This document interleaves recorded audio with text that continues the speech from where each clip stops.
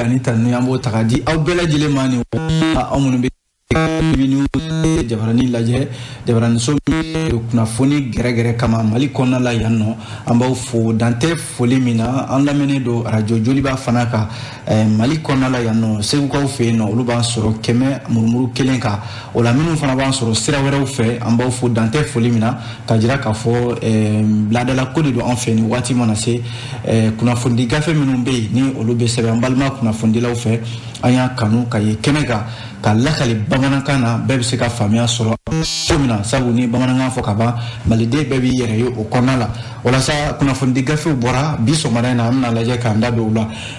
bakurumba damado wala sa ka se ka au kulu la somi ka jira ka fo face du semaine nouvelle horizon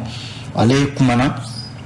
aya jira ka fo ko fagali min kera ni ma bisaba ni kele olu ni torala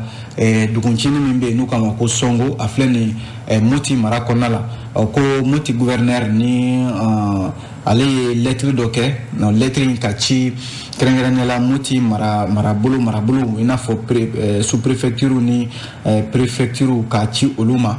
ajirla ka fo ko lettre kono kuma kabina fo dodi farato do mauka dimika sabu ko lettre kono kuma ba yira ko sigdala maw yere dama de bi nyona ko ka so dum sigdala maw ya jira ka fo ko bamanci jekulu de ka wale jugo ni ka nyeshi mawma amina ndado la sisa ko wala awye oni o bora yinno ale nouvelle horizon killing konala a jiralendo ka fo ko mimbi kalike anga jamana konala yanno ko minyi barakela doye ma keme flani ma biduruni kononton olu kumbe barake Semos SA oye sanubo yoro do yanga jamana konaya o koni mali kurako kuma mbiga fo ni barakela keme flani biduruni kononton mi ni nuka hake o minene dula uka sarade kudu ko aka dijona sabu ko sharia kun yere tike kaba amina ndado ula ni ubora ino ambido soir de bamako kono o soir de bamako ko mi premier ministre docteur Shogel ko kala maiga ko ale tara tama do la Mauritanie ka fe o de sen fe mali de minu be Mauritanie o yen ngali kala ka fo ko mali tsega to akilina fiu Shogel ko kala maiga ja ka fo tiendo de nga jamana famo be boliboli sugu be de la wala sa onu de mba bolo ka sega to nyombo amina kuma o ka sisa ko le ko kala be bara jola ni watina o minaka tomoktu olu ko fani gawo ajala ka fo bamako ya afo le karamo ko minuma ko activité territoriale olu de flene ka la cref flippé ko te barake blé ka so ke o fana ka sara ko no bam kalo temene ko mandi amna kuma oka ale so ba ko kile ngono ko politique mo be nyon sama mina sisa le mana chama de fanga ko nala ko abina fo wati de te politique mo bul wal na ci de tulawa ci tula no be ni chama ni kuma chama bla wala sa nouvelle nga fo so de ba ko yo fo o mana boyino l'indicateur amido ale fana kono ko anga sanif femi numbi anno sisa ni olu son yelele do de mana ajalla ka fo anga jamana nyama olu ya nyini ko balo fefe be sene mali kono ashika na bo jamana dafe fo wati kura o ka fo o mana boyino kajira ka fo politique tombe ni URD de mana URD takira bara bi kabisu mele sise fatura de mana politique ton ko keme bara sabu ka nyema ere no professeur Saliku Sanogoy tonde do kelenu ka jalaki belejele bi alede ka ko ni URD gele akono bi ko professeur Saliku Sanogo ale nodo amina kuma oka ami soroka kunje ni l'indépendant jira ka fo ko Umar Mariko politique ton sadi nyama de do kunungo kwale jalakira krengerani la communicat ale tribunal fe ni jatemne ke ko ka mo oluya wele ka nyininga ko Umar Mariko anake kuma do borada kuma minum na fonne ni jugo yere ka nyesi premier ministre Shogel ko kala maigama ko biere ka bina abusonga nyininga adalakana inde kuna funna bakurumba we amadam na nouvelle horizon alikumana nouvelle horizon ya jira ka fo limana ko mimbi kalike wali jugu min kera halisi sani jamana de belejele be misiki konala moti mara yoro wali jugu tikila mauka wali jugu min na taraka nyishi jamana de gwansamma moti mara kono yoro mimbe nuka ma ko songo a kofe tle fla ko mi moti gouverneur ale de bataki doke bataki min na a y'o bila k'a ci kɛrɛnkɛrɛnniyala min ye moti gouvernorat u ka directeur de cabinet min bɛ yen ale ye lettre in kɛ k'a ci u ka préfecture ni sous préfecture bɛɛ lajɛlen ma ko lettre in kɔnɔ kuma tɛ dɔwɛrɛ ye limanaw ni maaw yɛrɛ y'o bɔlɔlɔw sanfɛ ko ka yamaruya di préfet ni sous préfecture bɛɛ lajɛlen ma u ka fɛɛrɛw tigɛ joona walasa dɔ kana fara wale jugu minnu n'o ye bamaci walew ye sigidalamaw yɛrɛ dama ni ɲɔgɔn cɛ nka lettre n'o ye bataki ye a cilen kɔ maa caman bɛ yen minnu ko ko nin lettre min ye nin ye ni moti gouverneur y'a ci k'a bɛna fɔ ko u ma motikaw ka gɛlɛya u ma faamu de e bɛ yɔrɔ min ɲɛmɔgɔya la n'a fɔra ko ye nin kuma fɔ k'u ka lettre ci ɲɛma minnu bɛ yen n'o préfet ni sous préfet ye ko ka kangarida kɛ sigidalamaw ye sabu ko lettre in kɔnɔ kuma bɛ o de kan k'a kɛ i n'a fɔ sigidalamaw yɛrɛ dama de bɛ ɲɔgɔn na maa minnu bɛ yen n'u bɛ sigi la olu yɛrɛ dama de bɛ ɲɔgɔn na nouvelle horizon ka fɔ la nka min ye Morijɛ Bakari ale ye jaabili kɛ ka ɲɛsin lettre in ma sabu ale y'a jira k'a fɔ ko moti gouvernorat limanaw ko u ka communiqué min n'u y'a kɛ nin ye ko ka ɲɛsin wale jugu min kɛra juma tɛmɛnen ka ɲɛsin dugudenw ma Songo dugudenw limanaw ni dɔgɔjɔlaw kun don k'a bɛna fɔ ko u ma moti gɛlɛya yɛrɛ de faamu fiyewu sabu ko n'i ye wale jugu fɛn fɛn ye moti mara la bi olu ma kɛ sigidalamaw yɛrɛ dama ka kɛlɛ ye sabu olu yɛrɛ bolo bi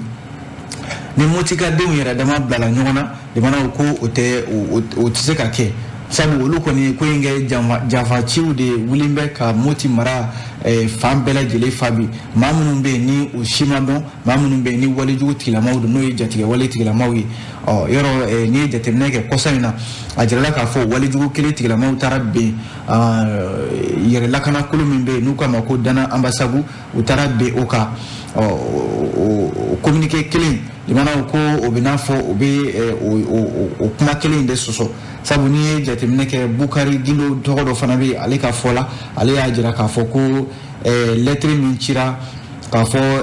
préfet minnu bɛ yen n'o bɛ Mopti Tɛnɛnkun Iwaru Jɛnɛ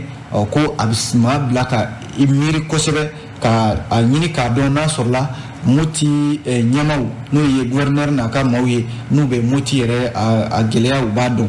sabu ko walejugu min kɛra Songo ka ɲɛsin jamanadenw ma limanaw ko a ka kan u ka bamaci wale tigilamaw yɛrɛ de ɲini maa fasugu minnu don n'o tɛ k'a fɔ de ko a bɛ fɔ min ma conflit intercommunautaire n'o ye sigidalamaw yɛrɛ dama ka kari ɲɔgɔn na k'a sɔrɔ dun limanaw maa dɔw kɛmɛ ka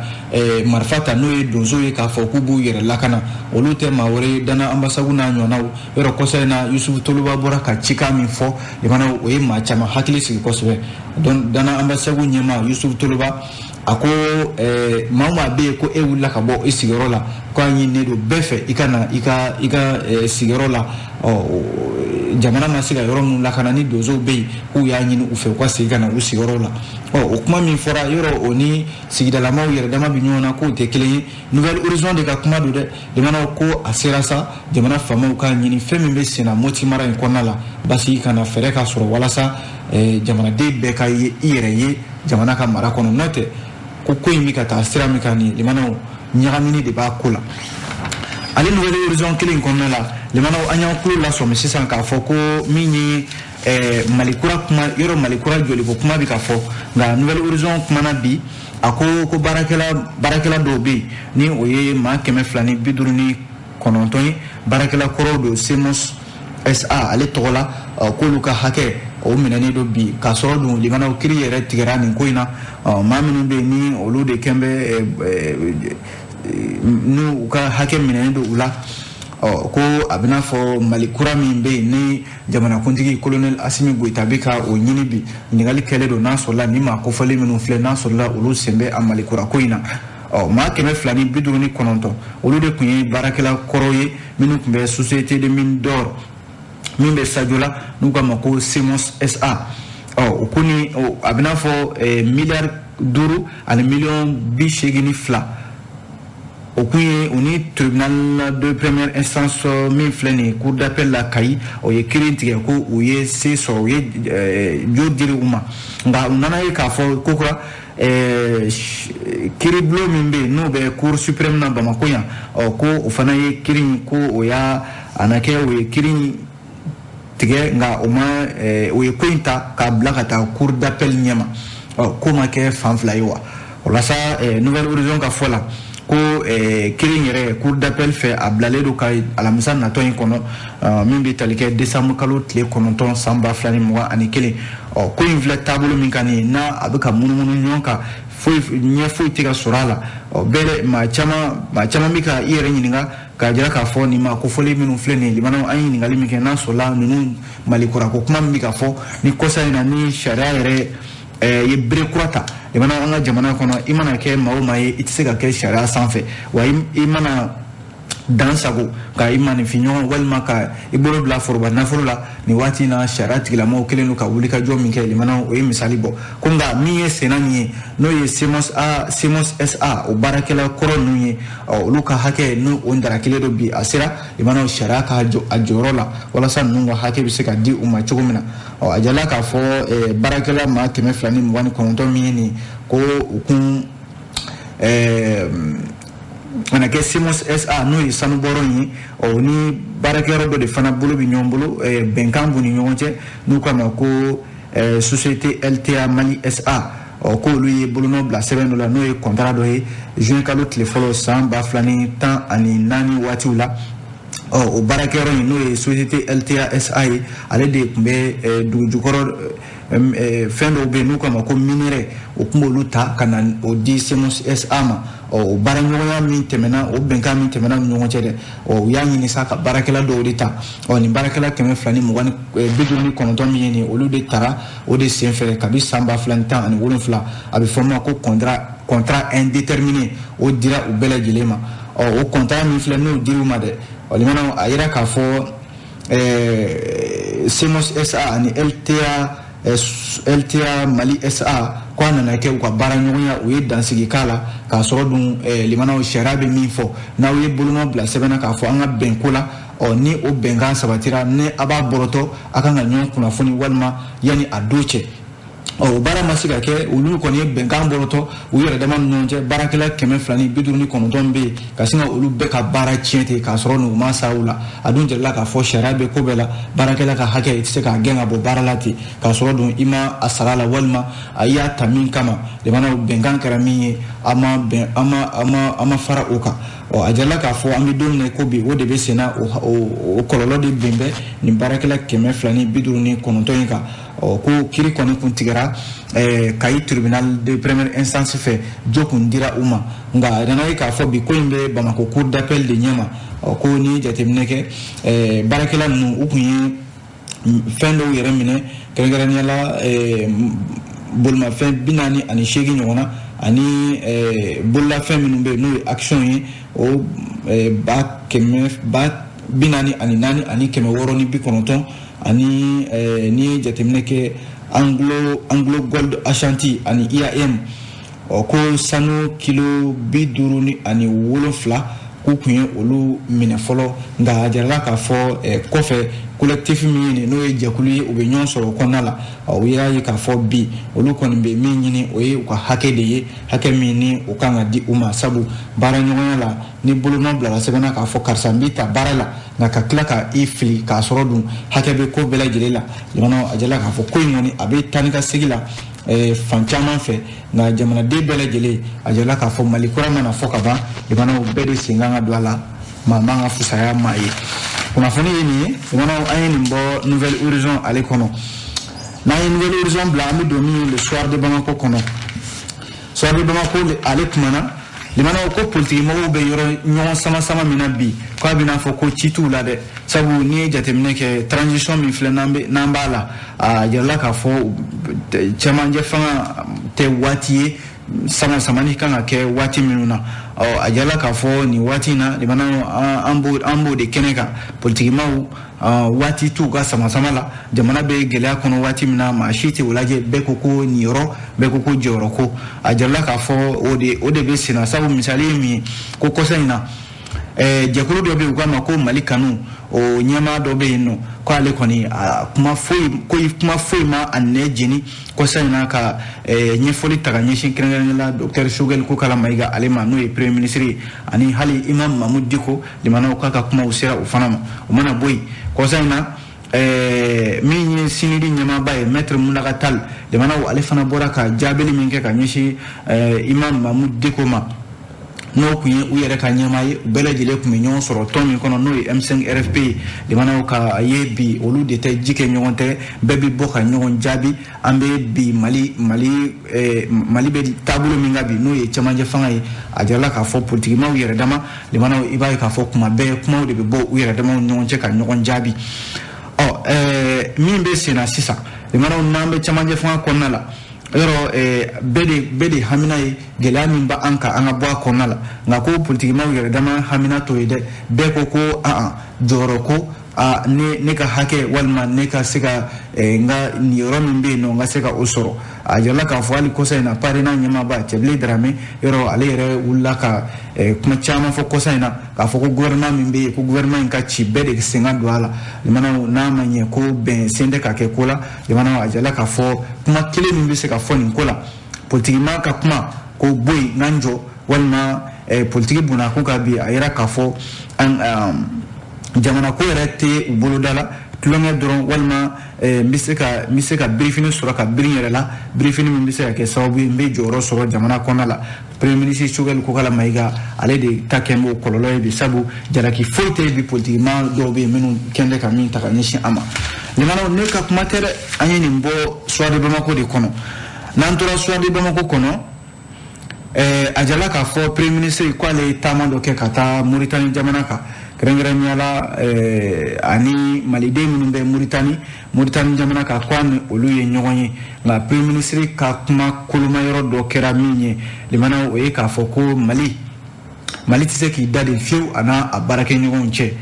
Mali jamana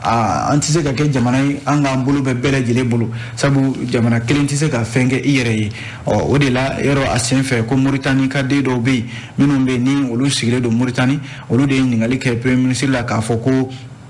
jema communauté internationale limana olu kelendo ka datugu Mali dala olu kelendo ka jaraki be Malika premier ministre ko tiando chamanya fanga maw kon be wulika jo bela jele de labi Mali ka se ka bo gela in kono ako ube kuma nyonya la ube ka kuma sama unyonje odi ato bi mi ministre mbe nale banga jamana wero bara kuna affaires étrangères ko lebe wulika jo la abika tama abika bedi segre ka sawu ke jamana kuntigi yere colonel Assimi Goïta ale kon dad ale siglentere limana abi Bamako yanga limana kaka chidem awbe fambela jele fe ubi ka yini ka kumani jemai wala sa Mali ukana na anke klina mai odi ato amidom na ko bi chamanje fanga do yere do mo hakilati klin do ko jamana ka basigi folo kalata kuma yere kana fo do ko ayi ko kalata ka ke jamana ka se ka yere soro beni ka hakilate wa bedi biki tafoni chugaina na premier ministre ale ko chamanje fanga tise ka barake na yere hakilai abi barake ni jamana de ka hakilai o de ato ko siga fo mbe no assise nationale de la refondation o kunga ngake ka bi jouer kalo temene kunga jamana den yere dama de sende ka ben ko kilinga o de ato bi fe be singa douala mashi kana fusaya mashi o de ato ko assise yere asira ka tori fo kana blani décembre kalo ina ambo o de la halala bi e mana man mbi nyon jabi ale soir de Bamako kilin konnala ko lokol karamogo minum be ni o ye collectivité lokol karamogo ye de mana olu keleno ka bara blabi ka sabu ke ku ka sarati sene ka di sarami no ye novembre kalo temene sarai o yoro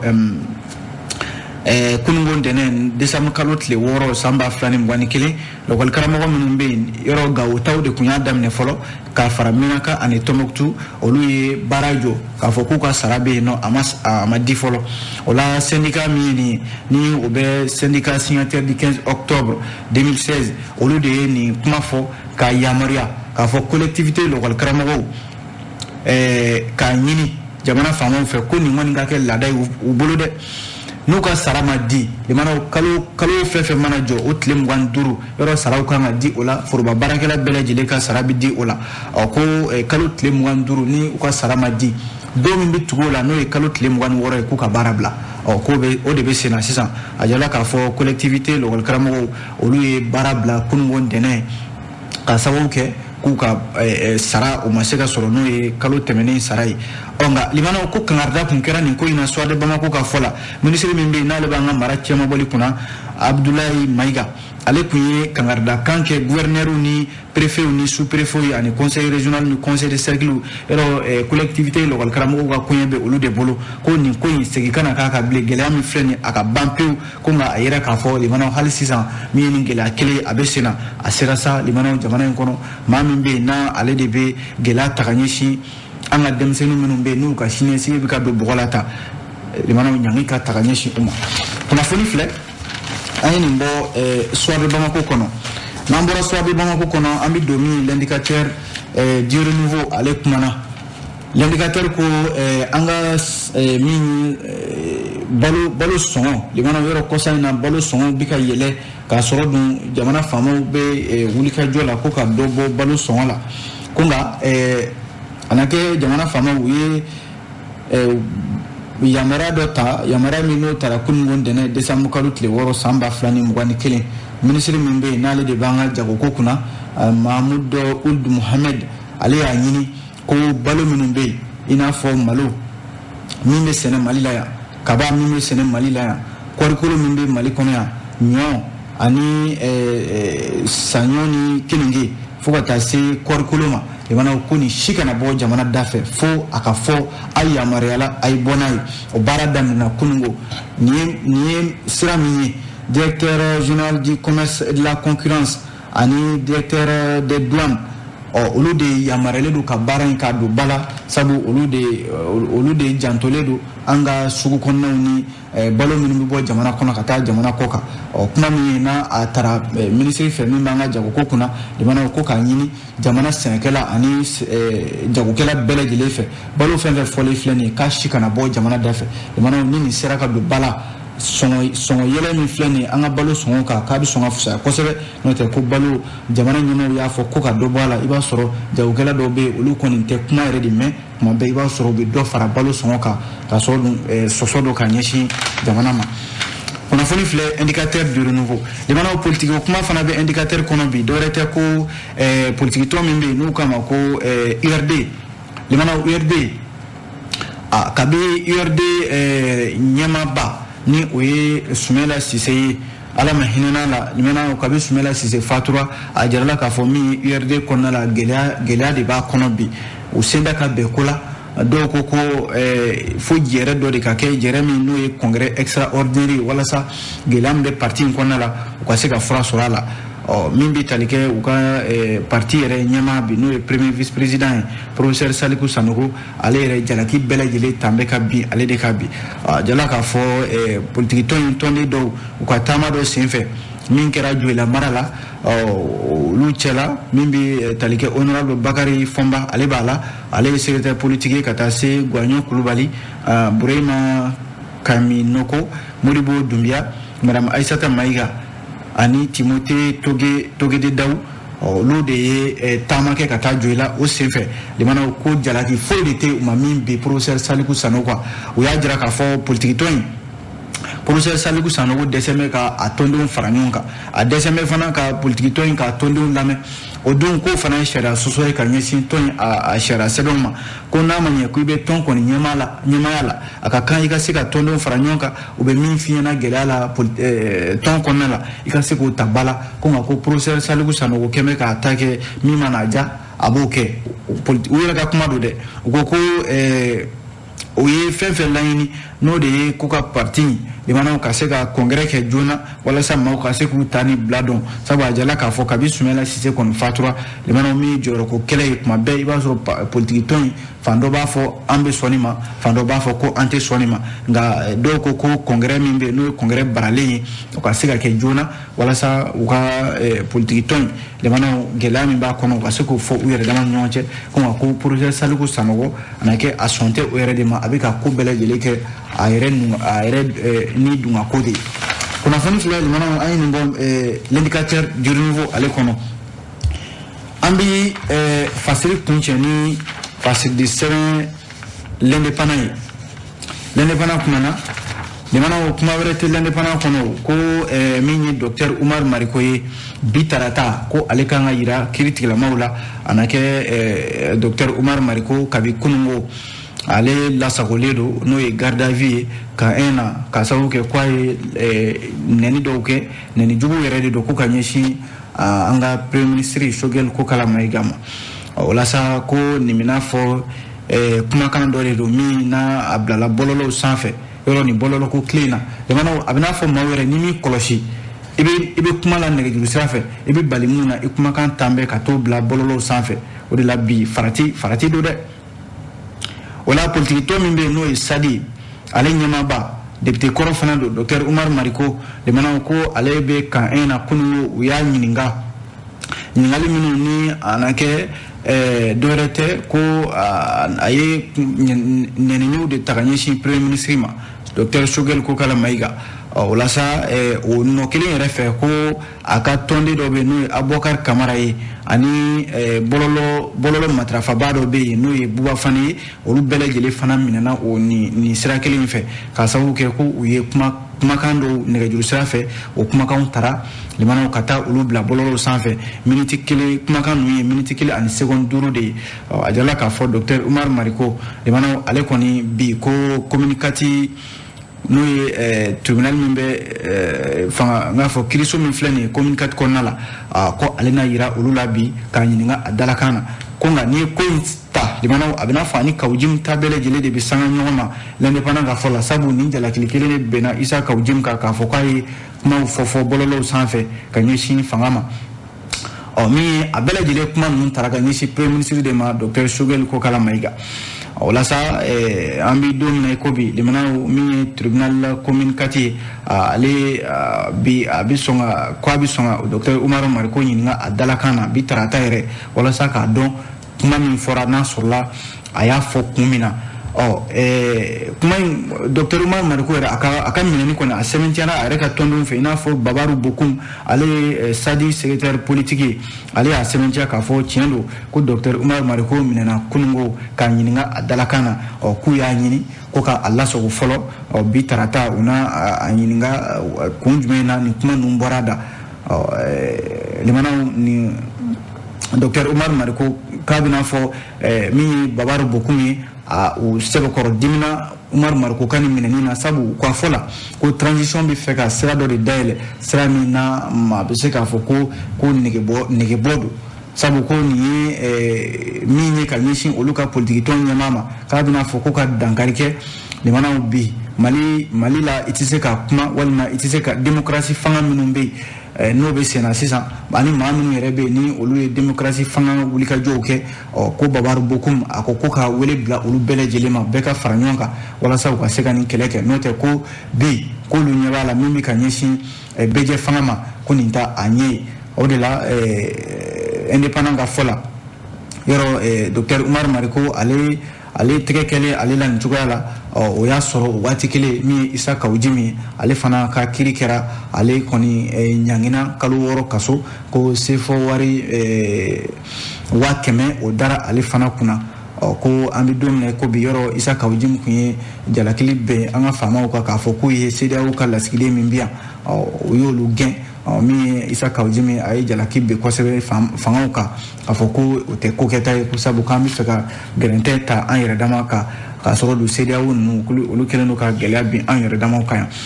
limanaw Dawuda Sangare ani MSC olu de ye nin kunnafoni kɛ an bɛ kunnafoni bila nin kan yan nɔ k'aw fo k'aw waleɲuman dɔn an b'a fɔ a k'an bɛ sini ni kɛnɛ kelen kan.